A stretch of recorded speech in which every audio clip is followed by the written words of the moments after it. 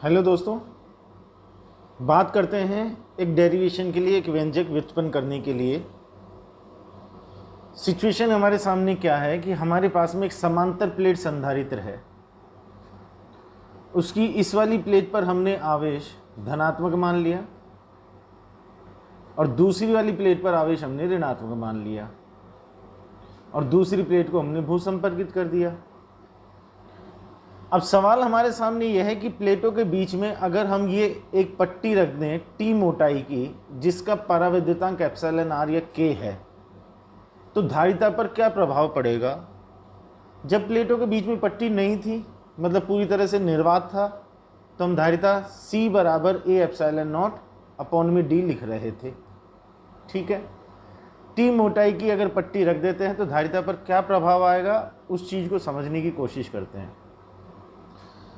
दोस्तों, उस चीज़ को थोड़ा सा याद करने की कोशिश करो कि हमने जब निर्वात की स्थिति में एक समांतर प्लेट संधारित्र के लिए धारिता का व्यंजक व्युत्पन्न किया था, ये वाला, तो किस तरह से हमने इसके लिए डेरिवेशन किया था, व्यंजक किस तरीके से उत्पन्न किया था। हमने प्लेटों के बीच का विभवांतर कैलकुलेट किया था, फिर वहाँ से हमने धारिता को कैलकुलेट किया था। ठीक, अभी भी हमें दोनों प्लेटों के बीच का विभवांतर कैलकुलेट करना है। मान लो प्लेट नंबर 1 और प्लेट नंबर 2, दोनों के बीच का विभवांतर कैलकुलेट करना है, पता लगाना है।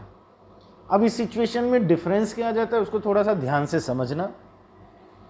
यहाँ इस लेफ्ट साइड वाले पोर्शन की अगर मैं बात करूँ तो निर्वात है, इधर राइट वाले पोर्शन की अगर मैं बात करूँ तो निर्वात है, लेकिन इस बीच वाले पोर्शन की अगर मैं बात करूँ तो इसमें माध्यम है। जब पूरे में निर्वात था, जिसके लिए हमने ये निकाला था A epsilon not upon D, जब पूरे में निर्वात था तो हमने पूरे में एक समान विद्युत क्षेत्र बोला था ई बराबर सिग्मा अपॉन एप्सिलॉन नॉट। फिर हमने एक बार मैं इसको लिख भी देता हूँ, जब पूरे में निर्वात था तो हमने पूरे के लिए ई बराबर सिग्मा अपॉन एप्सिलॉन नॉट लिखा था और सिग्मा को हमने क्यू अपॉन ए लिखा था, ये एप्सिलॉन नॉट आया था और फिर इसको आगे सॉल्व करके हमने वी निकाला था। यहाँ हालात अलग हैं, यहाँ पूरे में निर्वात नहीं है, तो हम दोनों प्लेटों के बीच में हर पॉइंट पर विद्युत क्षेत्र का मान एक समान नहीं कह सकते, अलग अलग है। तो फिर विभवांतर निकालने का तरीका क्या है, उसका एक तरीका है कि लेफ्ट साइड वाला ये जो पोर्शन है इसमें विद्युत क्षेत्र लिख करके इसके लिए विभवांतर निकाल लो, राइट साइड वाले के लिए निकाल लो और बीच वाले के निकाल लो। देखो कैसे, लेफ्ट वाले पोर्शन में निर्वात है तो मैंने विद्युत क्षेत्र लिख दिया E बराबर सिग्मा अपॉन एप्सिलॉन नॉट। ठीक, अब मैं यहाँ से लेकर के और यहाँ तक के लिए तो विद्युत क्षेत्र को एक समान कह सकता हूँ इस पूरे पोर्शन में। यहाँ तो E का मान एक जैसा आ गया। ठीक है, ऐसे ही ये जो बीच वाला पोर्शन है इसमें माध्यम है, तो इसमें मैं विद्युत क्षेत्र का मान E m बराबर sigma upon epsilon naught epsilon R लिख सकता हूँ बीच वाली पट्टी के लिए। और जो राइट साइड का पोर्शन है उसके लिए भी मैं E बराबर सिग्मा अपॉन एप्सिलॉन नॉट, मतलब निर्वात वाला फॉर्मूला लिख सकता हूँ। अब मैंने दिमाग क्या लगाया, मैंने दिमाग ये लगाया कि मैं दोनों प्लेटों के बीच का जो विभवांतर V है उसको मैं एक साथ कैलकुलेट नहीं करूँगा, मैं यहाँ से और यहाँ तक के लिए कैलकुलेट करूँगा। क्या लिखूँगा, विद्युत क्षेत्र तो हो गया E और प्लेटों के ये जो गैप है इसको मैंने मान लिया x1, तो V बराबर E x1। ये हम कहाँ से लिख रहे हैं, ये हम लिख रहे हैं E बराबर V अपॉन डी, जहाँ से हमको मिलता है V बराबर ई डी। तो अभी मैं केवल लेफ्ट वाले पोर्शन के लिए बात कर रहा हूँ, विद्युत क्षेत्र E हो गया और दूरी x1 हो गई तो E x1 आ गया। फिर बीच वाले इस पोर्शन के लिए अगर मैं बात करूँ तो ये वाला जो पोर्शन है जिसमें माध्यम है, इसके लिए अगर मैं बात करूँ तो विद्युत क्षेत्र है EM और ये दूरी है T। सही बात है। राइट साइड वाले पोर्शन के लिए बात करूँ तो विद्युत क्षेत्र है E और ये वाली दूरी मान ली मैंने x2, तो ये आ गया EX2। अब इसको देखो एक बार वापस ध्यान से, EX1 आ गया लेफ्ट साइड वाले पोर्शन का विभवांतर, EMT आ गया बीच में माध्यम में विभवांतर, EX2 आ गया राइट साइड वाले पोर्शन में विभवांतर। अगर मैं तीनों को जोड़ दूं तो क्या मुझे दोनों प्लेटों के बीच का विभवांतर मिल जाएगा? क्योंकि यहाँ पर विद्युत क्षेत्र का मान एक जैसा नहीं है, इसलिए हमको टुकड़ों में बात करनी पड़ी। हमने V बराबर ED वाला फॉर्मूला पहले लेफ्ट वाले पोर्शन के लिए लगा लिया, फिर बीच वाली पट्टी के लिए लगा लिया, फिर राइट साइड वाले पोर्शन के लिए लगा लिया।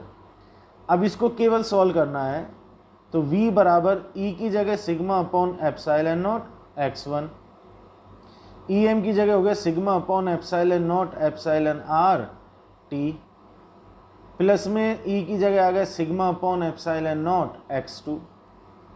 तो V बराबर सिग्मा अपॉन एप्सिलॉन नॉट अगर मैं कॉमन ले लूँ तो x1 plus T upon epsilon r plus में x2।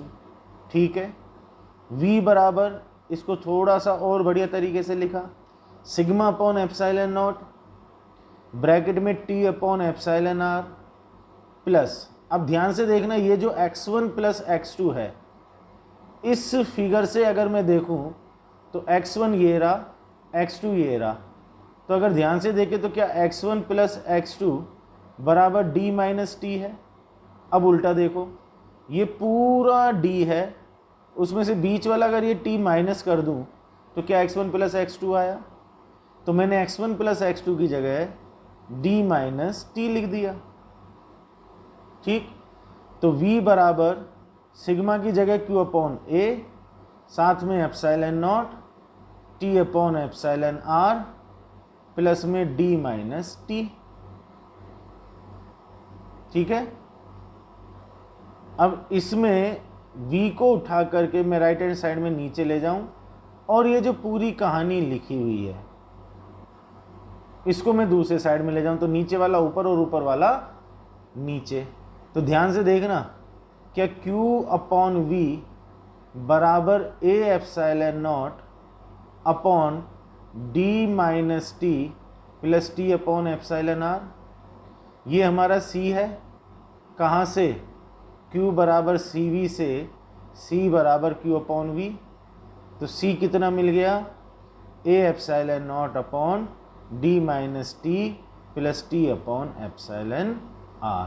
ये हमारे पास में धारिता का व्यंजक आ गया अगर प्लेटों के बीच में एक परावैद्युत पट्टी रख दी जाए तो। ठीक है, ये बात समझ में आ गई? Thank you.